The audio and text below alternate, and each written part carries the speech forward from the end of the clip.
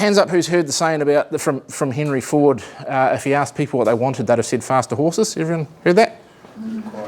Never said it. It was attributed to him after he died, and he never actually said it. And what's more interesting from that as well is what Henry Ford did very well was revolutionise the production line for the car industry. He figured out how to get cars out there fast and in a standardised fashion quickly. In 1921, Ford sold 2/3 of all cars in America. By 1927, they were down to 1/3 of all car sales. A lot of his workers suffered terrible health problems. Yep. He put a lot of pressure on his people.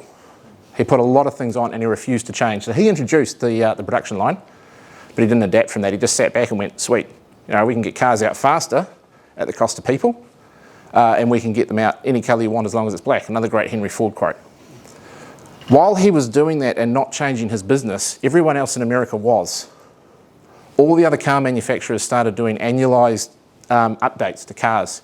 It's the same as what we see now, where the new model has, back then it was seat belts and windscreen wipers and headlights and a radio.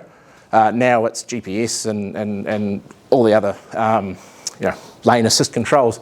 But back then the other car companies were starting to release new models. Henry Ford had put his car out there as saying this is the best and you'll only ever need one in your life. Problem with only ever needing one car? You only sell one to that one person. But for the other car makers, they started to see the opportunity. And modern companies are doing this today as well. There's no reason why Apple needs to upgrade their iPhone every year, or Google with the Android, and yet they do. Because what they know is that people will still go and buy it. If they made the perfect device that no one ever wanted to replace, no one would ever replace it. And they wouldn't maintain the market share they have today. It's that ecosystem. So Henry Ford's refusal to change his business model, despite having introduced some fantastic technology with the production line, which he borrowed from other industries, but his refusal to change that almost cost his business again. They almost went bankrupt by the end of the 20s because everyone else had caught up and changed. Because that model that he was introducing was replicable. It wasn't unique to Ford, it wasn't proprietary. Other companies could build a production line as well.